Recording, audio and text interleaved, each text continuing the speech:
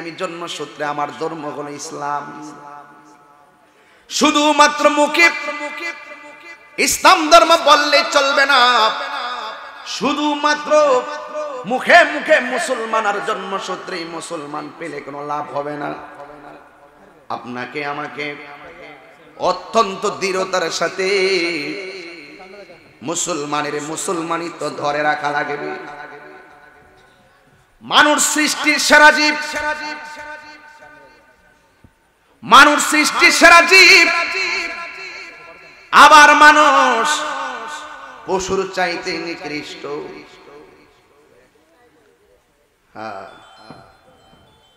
কিন্তু মনে রাখবেন, এই জীবনটা বড় দামি জীবন। আল্লাহ রাব্বুল আলামিন বলেছেন, আমি আল্লাহকে মানলে মানার মতো মানো। ফিসসিলমি কাফা, পরিপূর্ণভাবে ইসলামের মধ্যে প্রবেশ করো। এই যে মাহফিলে হাজার হাজার মানুষ এসেছেন, সবাইরে যদি বলি আমরা কি হিন্দু না মুসলমান, ধর্ম কি ইসলাম না হিন্দু, তবে আমাদের মাহফিলে হিন্দু আসে কি আসে না? আল্লাহর কাছে সবচেয়ে মনোনীত ধর্ম হলো ইসলাম, আর ইসলাম ধর্ম যারা গ্রহণ করেছে তারা মুসলিম। আর আমরা তো বড় ভাগ্যবান, জন্মসূত্রে মুসলমানের ঘরে মুসলমান হলাম। কিন্তু দুঃখ হলো সেখানে, যদিও জাতে মুসলমান, আমাদের কর্মের দ্বারা আমরা অনেকে বেঈমান হয়ে যাই। কথা বলেন ঠিক কিনা? এই জন্য বলছে কাফা, কাফা পরিপূর্ণ ভাবে। আবার আল্লাহ বলছেন তোমরা মুসলমান না হয়ে মরিও না। ওয়ালা তামুতুন্না ইল্লা ওয়া আনতুম মুসলিমুন।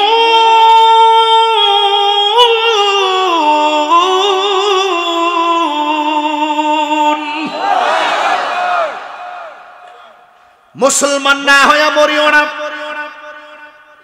আমাদের রুহটা তো ইহুদির ভিতরে দিতে পারতো, খ্রিস্টানদের ভিতরে দিতে পারতো, হিন্দুর ভিতরে দিতে পারবো, হিন্দুর জাতে আমাদের গোটা পাঠাইতে পারতো। এই কথার দ্বারা বোঝা যায় আল্লাহ আমাদেরকে বড় মায়া কইরা পাঠাইছে, শ্রেষ্ঠ জাতের করে রুহটা দিছে। শুধুমাত্র তাই না, 1,24,000 পয়গম্বরদের মধ্যে এমন একজন নবীর উম্মত বানাইছে যিনি হলো রাহমাতুল লিল আলামিন। লাইনটা বুঝতে হবে ওয়াজের। এটা ঘটনা বললে তো হারিয়ে যাবেন না, কিন্তু ওয়াজের ধারা বুঝতে হবে। একটা সাইড বাদ দিবেন না, প্রত্যেকটা জায়গায় হেদায়েতের জন্য বলবো, কিন্তু মনোযোগ যেভাবে দিচ্ছেন এভাবে রাখবেন। মুসলমান না হয়ে মরিও না। Okay, well begun is half done, well begun is half ডান।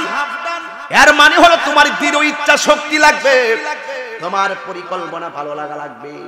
তোমার পরিকল্পনা ইচ্ছা শক্তি যদি ভালো হয়ে যায়, মাহফিলে এসেছেন আসার আগেই আপনার অর্ধেক গুনাহ মাফ হয়ে যাবে। মানে কাজের অর্ধেক এমনি হয়ে যায়। ওয়েল বিগান ইজ হাফ ডান। আপনি মসজিদে যাবেন তো নামাজ পড়তে, তাই কি না?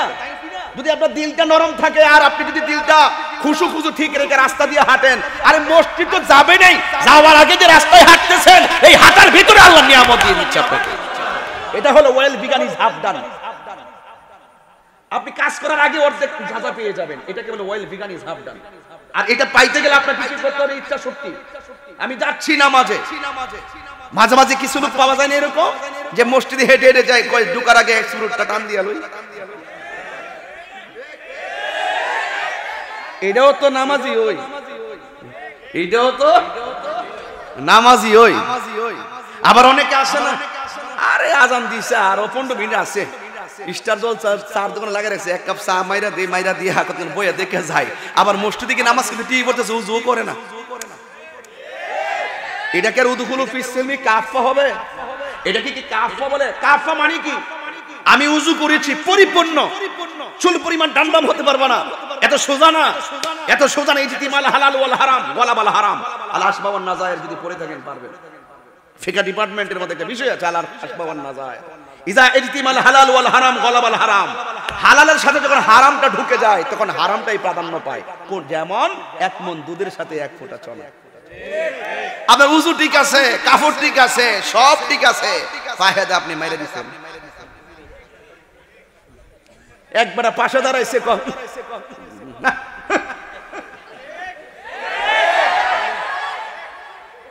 এটা কি কাফা হইব?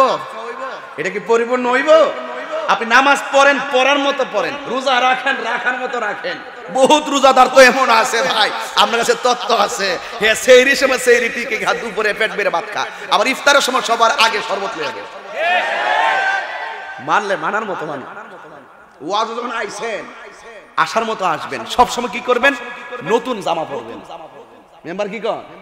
আমরা তো নতুন হই, পুরা পছন্দ হইছে তো লয় যেতে মেম্বারে মারহাবা জোরে কন। জোয়ান মেম্বার বানাইছেন, টল ফিগার, মাশাআল্লাহ, আলহামদুলিল্লাহ। আও ক্ষমতা আল্লাহ যারা চায়রা দে, তুমি হিংসা করে লাভ নাই। ফেল করছো চুপচাপ থাও, মেম্বারের লগে মিল্লা জিল্লা চলেন, ঠিক নিও। চেয়ারম্যানই ফেল করছেন, চেয়ারম্যানের সাথে মিল্লা জিল্লা চলেন। এমপি ফেল করছেন, এমপি সাহেবের সাথে মিল্লা জিল্লা চললে না, লাইন টাইন ঠিক থাকতো। তো ওয়াজ যখন আইছেন বক্তা শ্রোতার কালেকশন লাগতো না, এই কালেকশনটা ঠিক রাখেন, রাখলে না কথা বুঝবেন। টিউবওয়েলের মুখের বরাবর যদি কলস না ধরে আপনি ওই এক হাত দূরে রাখেন কলস, আর মুখটা যদি আপনি টিউবওয়েল চিপতে থাকেন, কলস তো 6 বার ভরবো, ঠিক না? এটার নাম ওই কাফা। পরিপূর্ণতা লাগবে রে ভাই। ওয়াজ আইছেন সুন্দর করে, ঈদের দিনের মতন বছরে একটা মাহফিল হইতেছে কালামরিয়া, যা আজকে ইনশাআল্লাহ ভালো একটা কাপড় পরমু, সুন্দর করে আতর টাতর দিয়া, মাথার টুপিটা দিয়া জামু, যাইয়া বেহেশতের বাগানটাতে বসমু, আবার সুন্দর করে বাড়িতে জামু, ফজরের নামাজটা পড়ার আগেই তাহাজ্জুদের নামাজটা পড়মু, আজান দিলে ফজরটা পড়মু, এরপর একটু ঘুমামু, 10-11 সময় উঠমু, উইটটা সেরে আবার জোহরের প্রস্তুতি নিমু, দুনিয়ার কাজ টাজ করমু। মিথ্যা কথা বলতাম না, এটার নামই হলো কাফা। ওহন আপনি ঠাস কইরা নামাজ 5 ওয়াক্ত প্রথম কাতার, মাশাআল্লাহ, সুদকুন নম্বর 2। আমার ফুলা ফান্ডে মন আজকে নাই, হাত তুইলা কোন ঠিক না বেটে? আচ্ছা আস্তে বুঝছি আমি, তোমরা না চাইলে নাচ ভাই, আমি জানি। আচ্ছা আমি হেদিকে যেতাম না, আমি আমার হেই লাইন না, আমি আমার কুয়াংফুসাকুম ওয়াহালিকুম নার, আমি আমার নিজের এলাকাতে আইছি, আগে নিজে বাসি, এরপরে যে রংপুর যায় দাওয়াত দিব না, আগে নিজের গড় ঠিক করে কথা কোন ঠিক না বেটে? রাজি আসেননি সবাই ইনশাআল্লাহ? যাই হোক ভাইয়েরা আমার, তাইলে নাই নাকি তো শুধু আসেনি, আছে বাবা রে বাবা। আবার কি করে দেখেন, ইমাম সাহেব যেই দমক মারে, 6,000 টাকা বেতন দেয়, 22,000 টাকা দমক মারে। আমার যদি দমক একটা ইমাম সাহেব সমাজের সবচাইতে বড় নেতা,